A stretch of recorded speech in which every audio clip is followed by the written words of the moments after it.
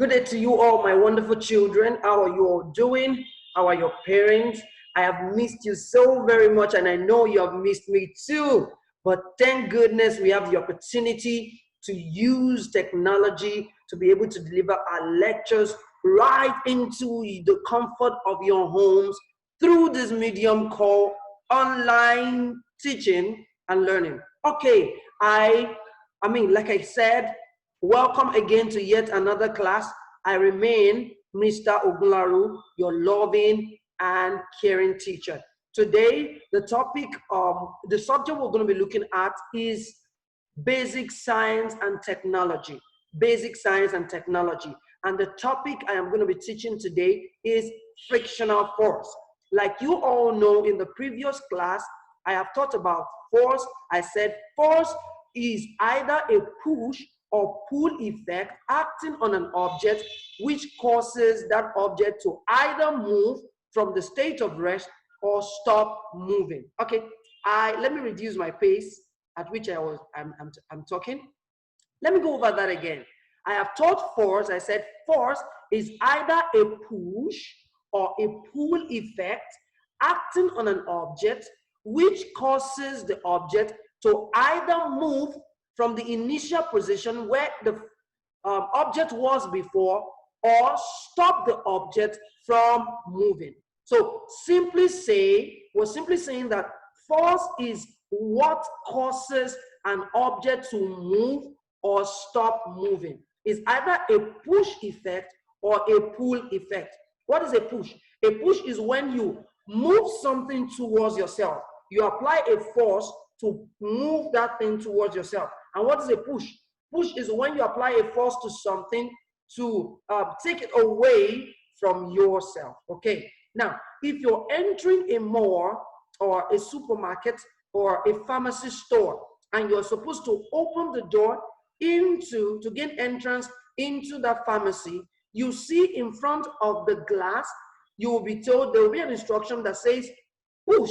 That means if you want to gain entry into that pharmacy, you need to apply a push force that would make the door go inward so that you gain entrance into that very place. And if you're coming out of that very place, you will also see an instruction that says pull. That means you should apply a force that would make that door to be drawn towards you.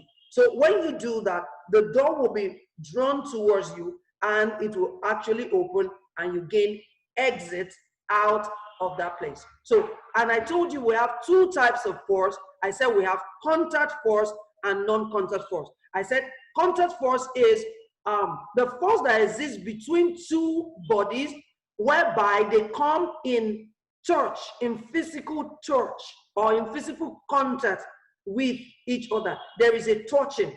The body must have a touching effect or a contact, must come in physical contact to be able to apply force on each other. An example of that is friction. It is a force that opposes motion between two bodies or objects. That means there is a contact. Another one is push or pull. Now, there is a contact. For you to push a door or push a thing, you must come in contact with that thing. Your hand must touch it. Okay? Another one is pull. For you to pull a thing, you must have contact with that thing. So, pull or push is a contact force. Frictional force is a contact force. Another one is upthrust. The force that sends an object that is immersed. Immersed means pushing something into water. For example, a football. If you push a football with a force downwards into a bowl of water, that means I'm immersing it. Immersing means pushing something into water, all right?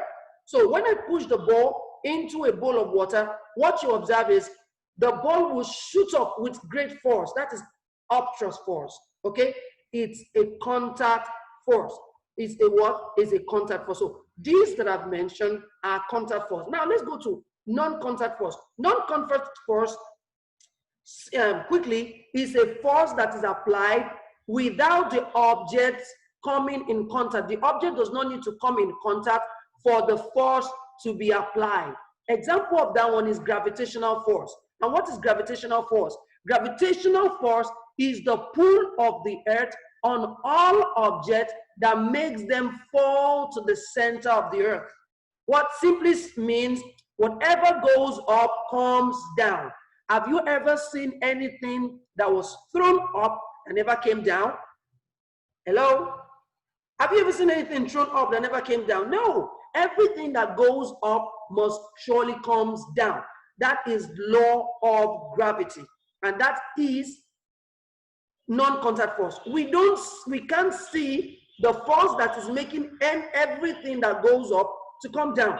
We just know that whenever we throw something up, it falls down. There is an unseen force, an invisible force that we can see with our eyes that pushes all things downwards towards the center of the earth. And that is a non-contact force. But that's not where we're going today. Where we're going today, like I said, is frictional force, part of all the forces that we have mentioned, okay?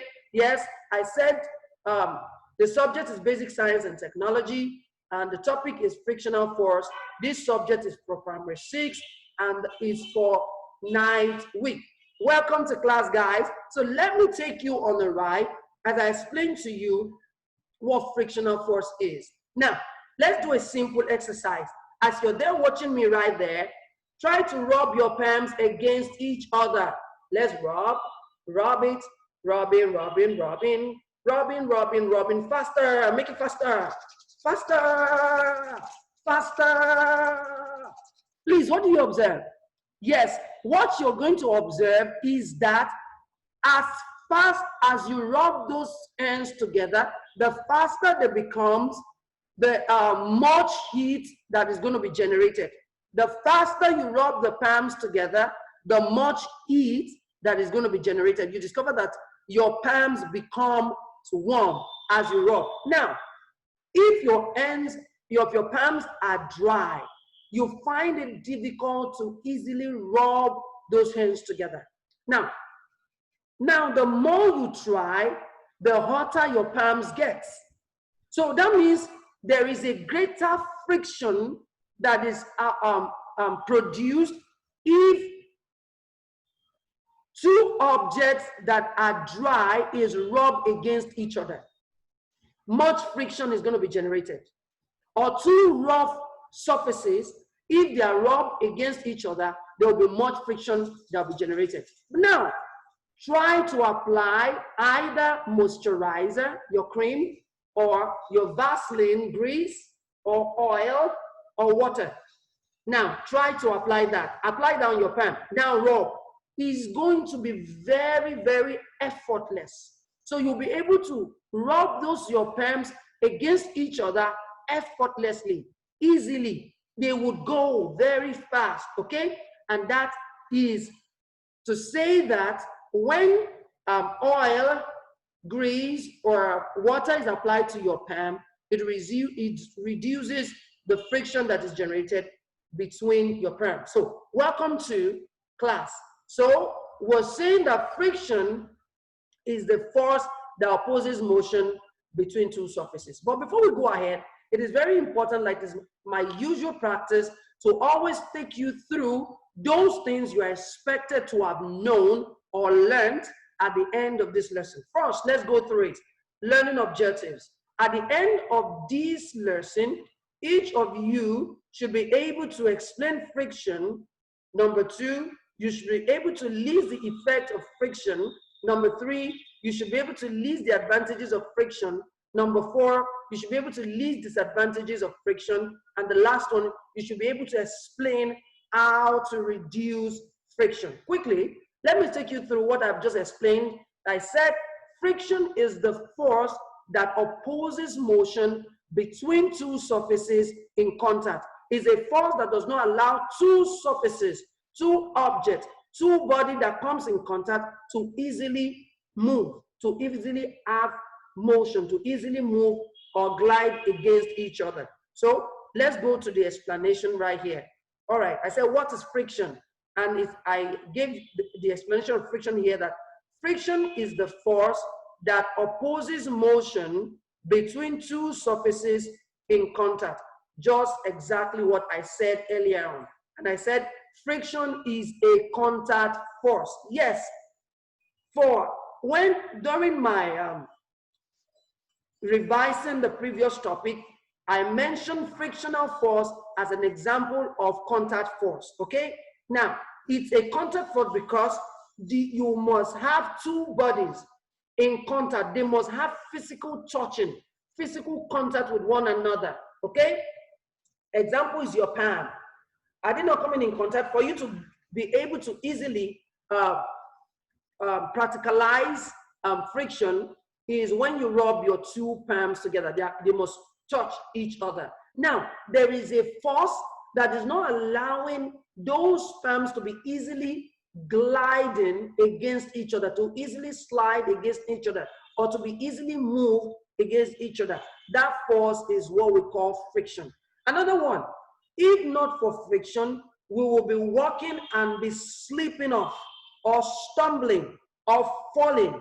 But because of friction, friction helps to hold our legs firmly to the ground.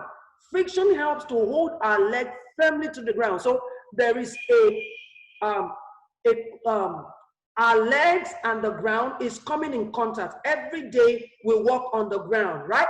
Every day our legs come in physical contact with the ground. If not for friction, as we walk, we'll be slipping off. As we walk, we'll be stumbling. As we walk, we'll be falling. Okay? But because of friction, friction helps our legs to have a firm grip to the ground.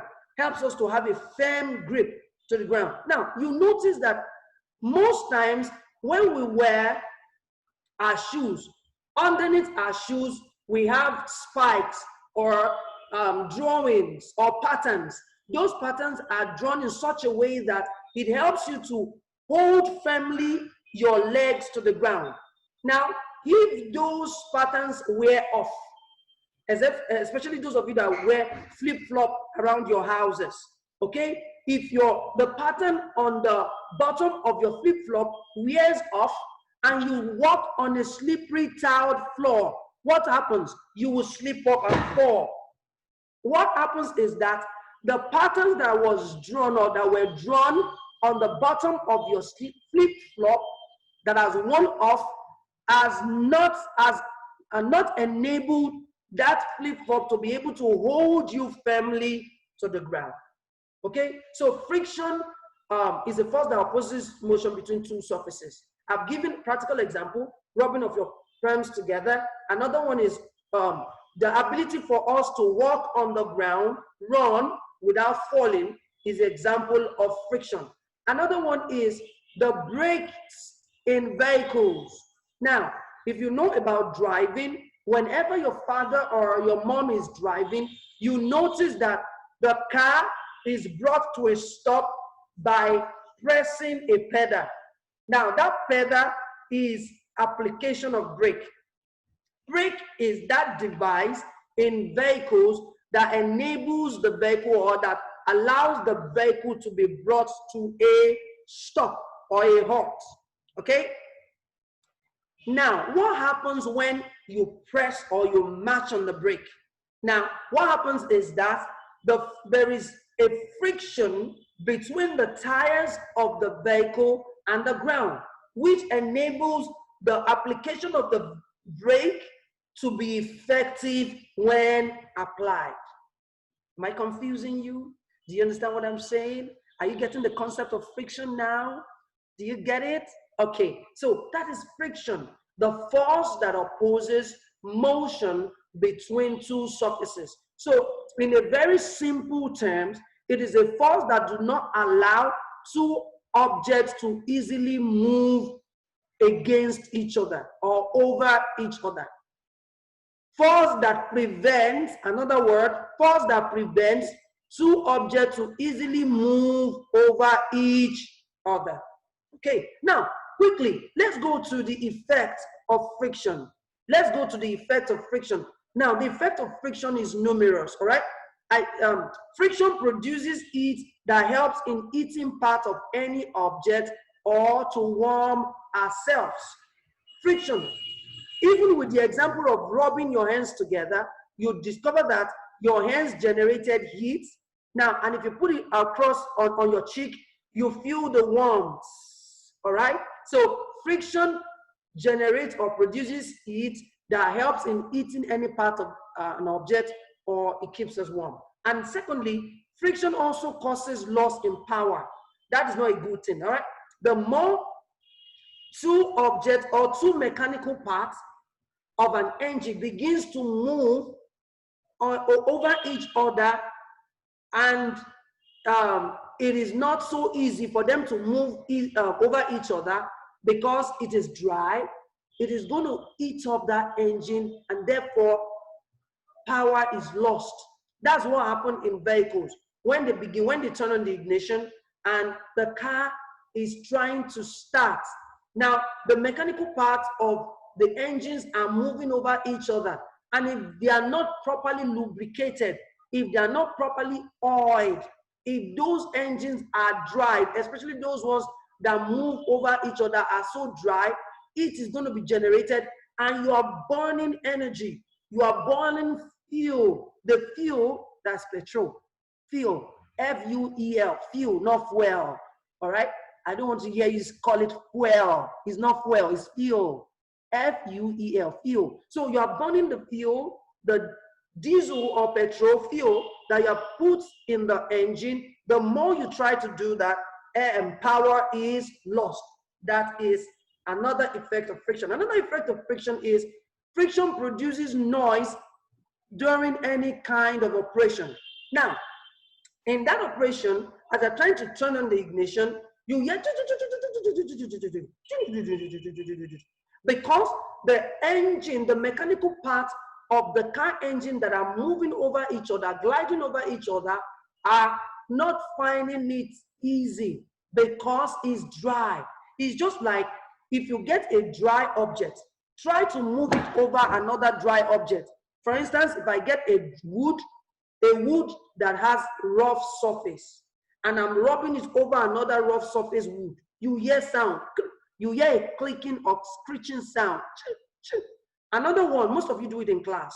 When you try to move your tables on the tile floor, you are pulling your table on the tile floor. It makes this kind of noise. Can you hear it? Can you hear it? Now, yes, that's the sound you hear. A screeching sound, because I am trying to pull an object with a dry surface over another, over on the ground that is also dry. What you get is a screeching sound that is not pleasant to the ears. Okay? That's another example. It produces noise during any kind of operation. That's another effect of friction. Another effect of friction is because of friction. I said it earlier on when I was explaining that we can move, walk, run on the ground and not falling and not slipping and not stumbling off because of friction. Because friction helps to hold our legs firmly to the ground. Friction helps to hold our legs firmly to the ground. That's why we can walk erect without falling. So I have a song written for that. I said in my song, we wrestle not against flesh and blood, but against principalities and powers in high places that we can see. So we wrestle against unforeseen force. Normally, gravitational force is pulling us downwards, but there's a frictional force that is helping us gain momentum, that is giving us power to be able to walk effectively, and we're moving. Okay? So that's friction. All right? So friction helps to hold our legs firmly to the ground. All right? So therefore, because of friction, we can run, we can play, and we can walk without falling, without slipping off, or without stumbling. All right, let's go to another effect of friction. Friction helps to convert one form of motion to another. Friction helps to convert one form of motion to another. Another one, friction prevents accident like stumbling. I said it earlier on. Because of friction, we can walk without stumbling. If it wasn't for friction, as we walk, we'll stumble, and that's an accident. If not for friction, as we walk, we will slip off. If it's not for friction, we will walk and fall off. So friction prevents accidents like slipping, falling, and stumbling. And the last one, friction helps to stop a moving object. Friction helps to stop a moving object. Example is the brake that is applied in the vehicle brings the vehicle to a stop.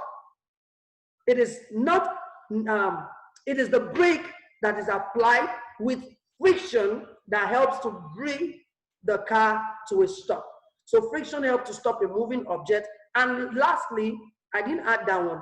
Friction causes wear and tear of the moving parts of mechanical engines in contact. All right, that being said, let's go to the advantages of friction. The good side of friction. Let's look at what the good side of friction is. Friction prevents accidents like falling, slipping, and stumbling. It's a good thing. If not for friction, we'll be falling, slipping, and stumbling. But because of friction, we can walk and not stumble. Now, number two, friction helps to stop a moving object. I said that earlier on. It's a good thing. When an object, for instance, if a car is moving at a very top speed and is about to have a collision, a head-on collision with another vehicle, what that driver needs to do is what? Apply the brake. So once the brake is applied, friction helps to bring the car to a stop. So friction helps to stop a moving object. Another one, friction makes walking, running, and playing on the ground possible. Yes, it's because of friction we can walk. It's because of friction we can run. It's because of friction we can play on the ground without slipping, without stumbling, without falling. And lastly, friction makes the brakes in vehicles effective when applied. I said that earlier on. So friction enables the brakes in vehicles to be effective when they are applied. Okay, let's go to the disadvantages of friction, the bad side of friction. Let's look at the bad side of friction. Number one, friction produces heat, and it's not a good thing. Now, the more the mechanical part of an engine produces heat, just like vehicles, when the mechanical parts are overheated, no, when the mechanical parts that are in contact continuously move over each other and they are not oiled and they are dry, it begins to heat up the car engine. That's when you hear something like the car is overheating and you see smoke coming out of the bonnet of the car. If you don't stop that car to open the bonnet and allow the engine to cool off, the car might result into flames. The car might just, result into flames and the car will start burning off. That is why there is a part in a car that is called radiator. Now, what the radiator does is to cool off the car engine. So you constantly put water in the radiator so it cools off the moving part of the car engine as it moves. Okay, so if that is not done, it's going to constantly produce heat. Number two, friction causes loss in power. I explained that earlier on during the effect of friction. If you continue to rub two objects over each other, and even your palms, if they are so dry, you're trying to rub them over each other, you get tired doing that because energy is lost in trying to do this. You are not finding it easy. It's not moving easily over each other, and therefore you are losing strength. You are using all your energy to do that. So the more you do that, the more power or energy that will be lost, even in mechanical part of car engine. Number three, friction produces noise during any kind of operation. Is a negative thing. Now, we shouldn't hear noise. Some of you, the generator set in your houses sound like this. Makes a whole lot of noise. It shouldn't be. And that noise is deafening, is disturbing, is unpleasant. It's disturbing the next neighbor. All right? That kind of engine needs to be fixed or checked, or the mechanical part of that generator needs to be properly oiled, all right, and cleaned. Next one, friction causes wear and tear of the moving parts of engines in contact. Yes, if you have a grinder, there's this local grinder where you guys take your pepper to if you want to grind them. Now, there is this belt that is used to connect one part of the grinder to the other part, so that when the engine is started, now it sends a force that rolls one part, and as that part is rolling, it sends the force to the other side and to the other part. Therefore, it begins to rotate. Now, the more the belt rotates over that particular iron or pulley, what you discover is that if the belt is not properly oiled, it begins to wear out. Wear out means it begins to worn out and gradually begins to tear, until finally one day it just breaks. The belt just breaks, and you need to replace it with a new belt. And after using that new belt over a period of time, that one will also worn out and gets broken, and you need to continually replace. Now, the essence of oiling is to reduce friction, to make the belt easily glide or roll over that part of the engine, so that at least it would give the belt a little long life before it's worn out and gets broken. All right, so that is disadvantage of friction. Friction produces heat, friction causes loss in power, friction produces noise during any kind of operation, friction causes wear and tear of moving parts of engines in contact. And now, lastly, let's go to how to reduce friction. I said it in my opening remarks. I said to reduce friction, you need to apply what we call lubricant. You need to lubricate the moving part of mechanical engines in contact. Now, what that means is that, just like I have explained, the belt that is used to make the moving parts of a grinding machine to move, you need to oil that part.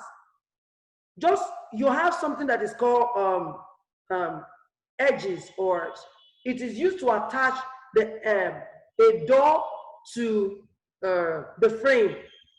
Now, hinges rather, it's called hinges. Now, some of you, your doors make creaking sound, even your gates make creaking sound. Now, the creaking sound is brought about by the friction at the edges or hinges of the door. Those parts that is attached to another pole, another metal, that enables the door to be able to move sideways, both sides. Now, if you want the creaking sound to reduce, you have to oil those parts, those moving parts, so they easily glide over each other and therefore stop or reduce the noise. So friction, to reduce friction, you need to oil, you apply oil or grease or water to the moving parts of mechanical engines in contact. So I said here, I said friction can be reduced by applying lubricant, and e.g. oil, grease, water to the moving part of mechanical engines in contact. All right, moving part of mechanical engines in contact. Now that brings me to another question, rather. What are lubricants? What are lubricants? I said lubricants are substances that are applied to the moving part of mechanical engines to reduce friction. Lubricants are substances, example, oil, grease, water, that is applied to the moving part of engines to reduce friction, to be able to enable the part that is in contact to move easily. Now, that brings me to another question. What is lubrication? Lubrication is the application of lubricants, application of oil, application of grease, application of water to the moving parts of mechanical engines to reduce friction. And that has brought me to the end of today's class. So let me quickly do a recap. Right about now, I talked about frictional force. I said, what is friction? Friction is the force that opposes motion between two surfaces in contact. Now, I also talked about the effect of force. I said the effect of friction. I said friction produces heat that warms up bodies in contact, or that helps to keep us warm. I also said friction causes noise during any kind of operation. I also said friction causes wear and tear of mechanical parts, of the mechanical parts of engines in contact. I also said friction helps to prevent accidents like falling, slipping, and stumbling. I also said friction helps to bring an object to a stop. I also said friction makes walking on the ground and playing on the ground possible. So I talked about advantages of friction. I said friction helps to bring moving object to a stop. Friction enables walking and running on the ground possible. I said friction enables brakes in vehicles to be effective when applied. Then lastly, I said friction helps to keep a body warm. Those are the advantages. Now, I talked about the advantages of friction. I said friction causes wear and tear of the moving parts of mechanical engines in contact. I said friction produces heat, and said friction causes loss of power. Now, I also said, how do we reduce friction? I said we can reduce friction by applying lubricants, oil, grease, and water to the moving part of engines in contact. I said lubrication is the application of lubricants, oil, grease, and water to the moving part of mechanical engines in contact. I also said that lubricants are substances that are applied to the mechanical part of moving and of mechanical parts. I said lubricants are substances, e.g., oil, water, or grease, that are applied to the moving part of mechanical engines in contact. All right, until I come your way again, my name remains Mr. Ogunlaru. Please stay safe by constantly washing your hands under running water with soap and applying an alcohol-based sanitizer. And if you must go out with your parent, it is very important. In fact, it has become a criminal offense for you to go out without wearing your nose mask. I pray you and I will not contract this deadly coronavirus. Until I come your way again, bye and keep safe. Love you all. Gracias.